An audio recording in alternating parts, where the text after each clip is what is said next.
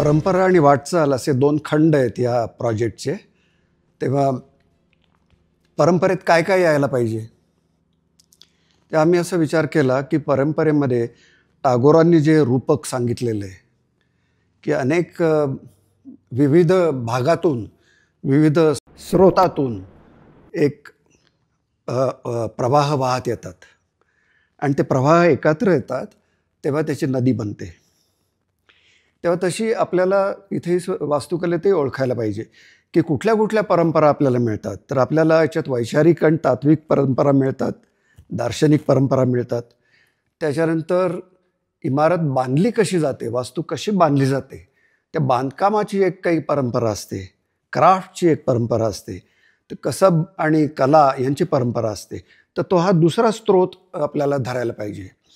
आणि तिसरा आहे तो किती सुंदर ती वास्तू किती वर्ष परफॉर्म करत आलेली आहे, कशी ती वापरात आलेली आहे, त्याच्यात चेंजेस किती झालेले आहेत, बदल किती झालेले आहेत, नवीन काळाशी त्यांनी कसं तोंड दिलेलं आहे, हवामानाशी कसं तोंड दिलेलं आहे, याचा एक परामर्श घेतला जातो.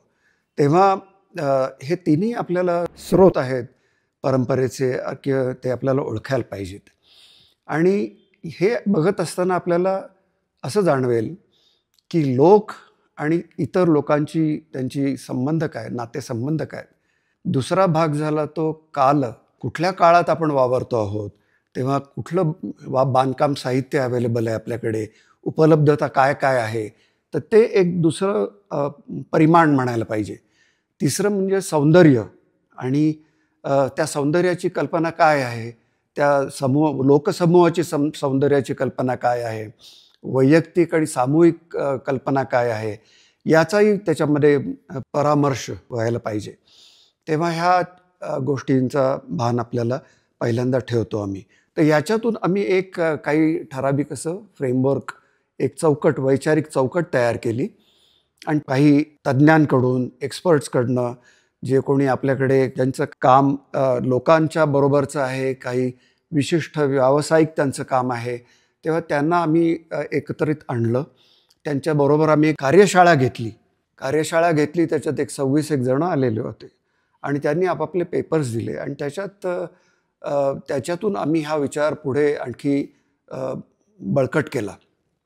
दुसऱ्या खंडामध्ये विचार करताना आम्ही जी वास्तूचे नमुने कुठून घ्यायचे, कसे घ्यायचे, याच्याविषयी जेव्हा विचार केला तेव्हा मला असं जाणवलं की साधारण 6-7 पद्धतीच्या आपल्याला कोटी मिळतात. वास्तूच्या कोटी म्हणजे कॅटेगरीज मिळू शकतात. तर पहिली जर आपण धरली तर आदिम किंवा पर्यावरणीय असं मी म्हणतो. कारण आदिम वास्तुकलेत आपण बघतो की पर्यावरणावरती त्याचं काही प्रेशर नाही आहे, काही त्याचा त्रास नाही आहे आणि पर्यावरणाशी अशी सुसंगत असं ते संबंध परिसर झालेला दिसतो. बांबू, माती, तिथंच काही जे साहित्य आहे त्याच्यातून वास्तू केली जाते, त्याच्यातून गाव वसवलं जातं, नुसती एखादी इमारत होते असं नव्हे. तेव्हा याला आम्ही म्हणतो की आदिम वास्तुकला. आणि दुसरी जी आहे ती लोकवास्तुकला. लोकवास्तुकलेत लोकांनी घरं बांधलेली आहेत, ती जास्ती समृद्ध आहेत, जास्ती पक्की अशी आहेत आणि त्यांनी आपली वसाहत संबंध तयार केलेली आहे आणि त्याच्यात त्यांनी स्वतःचे निकष लावलेले आहेत की याच्यात आपण सुरक्षितता कशी आणायची आणि एकत्रपणा कसा आणायचा आणि वैयक्तिकताला किती वाव द्यायचा, याचा त्याच्यात विचार केला जातो. तेव्हा जगातल्या प्रत्येक शहरामध्ये आपल्याला दिसतं की लोकवास्तुकला आहे. त्याच्यानंतर तिसरं जर आपण बघितलं तर ती धार्मिक किंवा धर्मनिगडित अशी वास्तुकला आहे की धर्माचे जे काही विविध प्रकार आहेत, विविध धार्मिक निकष आहेत किंवा काही त्याच्यातून जे विविध आणखी पोटधर्म निघालेले आहेत, याची एक विशिष्ट अशी एक प्रक्रिया आहे.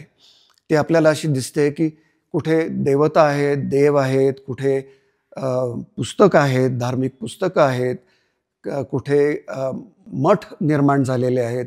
तर हे सगळ्यांच्यासाठी जे काही निकष असतात ते अतिशय वेगळे असतात इतर वास्तूंप्रमाणे. तेव्हा त्याचाही आपल्याला विचार करावा लागतो आणि त्याची काही सौंदर्याची तत्त्व, त्याचे उपयुक्ततेचे निकष सर्व वेगळे ठरतात.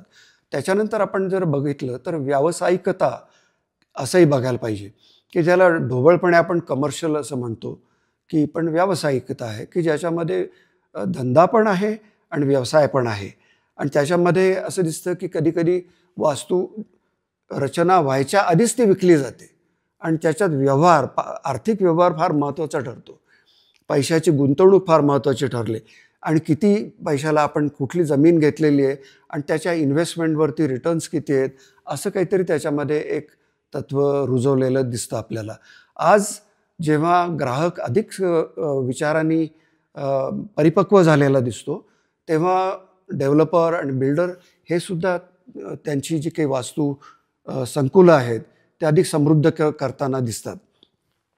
त्याच्यानंतर आपल्याला असं दिसतं की गरजू वास्तुकला. गरजू म्हणजे काय, तर आपल्याला कुठेतरी भूकंप झालेला आहे, कुठे कुठे पूर आलेला आहे आणि युद्ध झालेली आहेत, तेव्हा सगळे बेचिराख संबंध शहराच्या शहरं झालेली आहेत. त्यावेळेला कशी आपल्याला वास्तू करायची असते आणि हे सगळ्या जगाने उपभोगलं आहे. तेव्हा तिथे जे काही तात्काळ आपल्याला उभं करावं लागतं ते एका पद्धतीचं शेल्टर असतं, एका पद्धतीचं नुसती झोपडी असते आणि ती आपल्याला फोल्ड करून नंतर घेऊन जाता येते कुठेतरी. हा एक वास्तुकलेचा भाग आहे. हा पूर्ण वास्तुकला आहे असं मी म्हणणार नाही, कारण ती संबंध काही 50 वर्ष ती जगावी, टिकावी असं काही त्याच्यामध्ये विचार असतो असं मला वाटत नाही. तेव्हा ही एक गरजू वास्तुकला आहे. तसंच आपण कारखाने बघितले, हॉस्पिटल्स बघितली, तर त्याच्यामध्ये उपयुक्ततेचा निकष आहे हा अधिक प्रकर्ष असतो, परंतु त्याच्यातही सौंदर्य आहे की त्याच्यामध्ये काही एक तार्किकता आहे. त्या तार्किकतेतून काही सुंदर वास्तू होऊ शकते. तेव्हा गरजू वास्तुकलेचं हे एक आपण लक्षण आहे असं धरूया. नंतरचं जे आहे आपण जर विचार केला तर कला वास्तुकला. तर कला वास्तुकलेत काय वेगळं होतं, तर कला वास्तुकलेत एक प्रेषक आणि कलाकार किंवा वास्तुकार मिळून काहीतरी ठरवतात की आपल्याला असं असं बनवायचं आहे. दोघंही नव्याने काहीतरी करत असतात, म्हणजे दोघांनी स्वतःचे जे काही भूमिका असते त्याच्यापासून दूर ते गेलेले असतात, काहीतरी नवीन साध्य करायचा प्रयत्न करत असतात आणि त्याच्यामध्ये काही रिस्क असते, काही धोके असतात, काही नवेपणाचे माहिती नसतं, त्याच्यामुळे कसं होणार आहे, काय करणार आहोत आपण, ही त्याच्यामध्ये एक मोठी जोखीम असते आणि ती घेणं जरुरी असतं. कुठल्याही कलाकाराला ते घ्यावं लागतं, एखाद्या चित्रकाराला घ्यावं लागतं, एखाद्या वास्तुकाराला घ्यावं लागतं आणि कोणी सिनेमा बनवतोय त्याला घ्यावं लागतं. तेव्हा नाहीतर काय होतं की तो एकच गोष्ट पुन्हा त्याचा रेपिटेशन करत राहतो. अशा जर आपण कॅटेगरीज पाहिल्या तर त्याच्यातून आम्ही त्याच्यातून काही उदाहरणं निवडली. ख्रिस्तपूर्व 2रं शतक ते 2000 पर्यंतच्या आम्ही सगळ्या वास्तू ह्याच्यात निवडून आणल्या आणि त्या म्हणजे आता ह्याच्यात सर्व घेतल्या का महाराष्ट्रातल्या वास्तू, तर तसं नाही आहे. अनेक उदाहरणं आम्ही घेतलेली नाही आहेत, परंतु याचा अर्थ असा नव्हे की ती महत्त्वाची नाही आहेत. याच्यातलं कुठलंही एक उदाहरण जरी असं घेतलं तर त्याच्यातून आपल्याला 10-20 आणखी प्रकार मिळू शकतात. तेव्हा हे प्रातिनिधिक अशा स्वरूपाची ही उदाहरणं आहेत आणि त्याचा अधिक अभ्यास केला तर आपल्याला आणखी काहीतरी त्याच्यातून मिळू शकतं असं आपण याच्यात बघितलेलं आहे. त्या 2 ग्रंथांच्याकडे, 2 खंडांच्याकडे आपण या भूमिकेतून जर बघितलं तर निश्चित काहीतरी शोधायला मिळेल.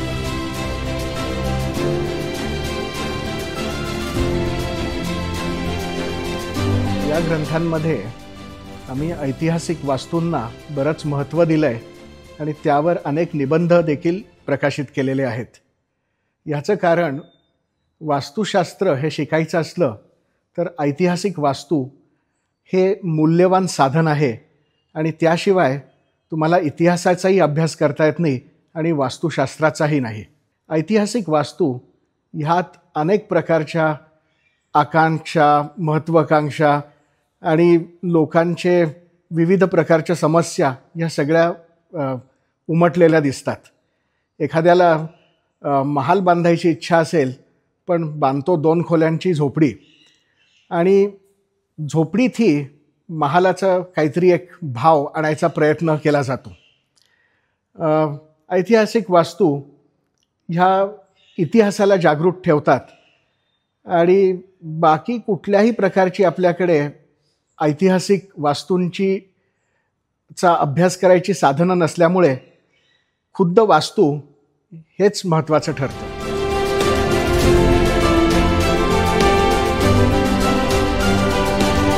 विसाव्या शतकाच्या सुरुवातीपासून वास्तुकलेमधनं सौंदर्य विचार हा गौण झाला आहे आणि कदाचित एकंदरच जी बुद्धिविषयक चर्चा आहे त्यातनं सौंदर्य चर्चा हा काहीसा दुर्लक्षिलेला भाग झालेला आहे. त्याच्यापेक्षा वाईट गोष्ट अशी आहे की सौंदर्याची आपण विक्रय वस्तू केली आहे आणि सुशोभीकरण किंवा ब्युटिफिकेशन किंवा सौंदर्यीकरण असा एक काहीतरी आपण प्रकार शोधून काढला आहे. सो आपला असा विश्वास आहे की एखाद्या गोष्टीचं सुशोभीकरण केलं की आपली शहरं, आपली घरं, आपला भोवताल हा अचानक सौंदर्यपूर्ण होईल. याचा परिणाम बऱ्याच वेळा उलटा होतो. अजून विद्रुपीकरणात भर पडते आणि आपलं जे बकाल शहरी वास्तव आहे ते अजून तीव्र होत जातं, अजून त्याचं अस्तित्व ठळक होत जातं. पुस्तकातले जे 3 निबंध आहेत ते सौंदर्यविषयक 3 वेगवेगळे दृष्टिकोन आपल्यासमोर मांडतात. प्रकाश पेठ्यांचा जो लेण्यांच्या वास्तुकलेविषयीचा निबंध आहे त्यातनं त्यांनी संस्कृती, इतिहास, परंपरा आणि त्यातून निर्माण होणारे सौंदर्य विचार असा ते लेख मांडतात. हिमांशू बुरट्यांच्या लेखातनं काहीसा एक चिकित्सक विचार, चिकित्सक पद्धती आणि मग त्यातून उलगडणारा सौंदर्य अनुभव याचा दांडोळा ते घेतात. या तिन्ही निबंधांमधनं एक सूत्र जर का आपण मांडायचं झालं किंवा शोधायचं झालं तर ते असं आहे की सौंदर्याचा विचार हा अन्न, वस्त्र, निवारा या गरजां इतकाच किंबहुना त्याच्यापेक्षा जास्ती महत्त्वाचा आहे. वास्तू सौंदर्याचा हा विचार प्रत्येकाचं जगणं अजून समृद्ध करून जाईल असा आमचा विश्वास आहे.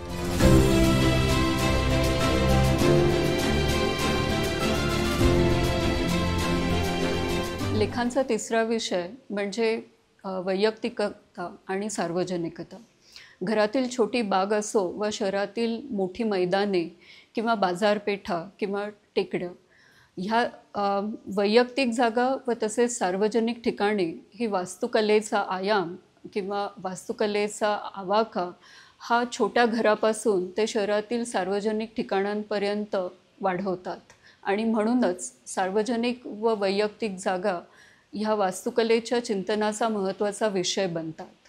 वैयक्तिक जागा आणि सार्वजनिक ठिकाणे यांना साधणारे विविध धागे जसे की व्यक्ती, समाज, समुदाय ह्या संबंधातील राजकीय, सामाजिक व सांस्कृतिक संकल्पना, प्रणेते व त्यांचे हेतू व सौंदर्याच्या प्रचलित व्याख्या या विषयांबद्दलची चर्चा या लेखांमध्ये आहे. लेखांचा चौथा विषय म्हणजे निसर्गाशी नाते. वास्तुकला, नगररचना आणि निसर्ग यांचा पारंपरिक संबंध आणि ह्या संबंधाचे आजचे प्रश्न या संदर्भातील चर्चा ह्या विभागातील लेखांमध्ये आहे. ही नातेसंबंधातून वास्तुकला कशी बघता येईल आणि ते महत्त्वाचं ठरतं. पहिलं नातं आहे ते स्वतःशी. तर स्वतः म्हणजे व्यक्ती आणि अव्यक्त ही पहिली आपली ओळख होते. दुसरी होते व्यक्ती आणि इतर व्यक्ती, इतर लोक, इतर जीवसृष्टी. आणि तिसरं म्हणजे व्यक्ती आणि प्रकृती, निसर्ग ॲट लार्ज म्हणजे काय, वैश्विक चेतनाची जाणीव. या तिन्ही गोष्टी वास्तुकलेतून व्यतीत होत असतात, व्यक्त होत असतात. आणि त्यातून आपल्याला असं जाणवतं की कुठेतरी कदर, जबाबदारी, प्रेम या संबंध विश्वाविषयी, या वास्तूविषयी, या वातावरणाविषयी या वास्तुकलेतून आपल्याला जाणवतं आहे. आणि ह्या तिन्ही गोष्टी महत्त्वाच्या ठरतात.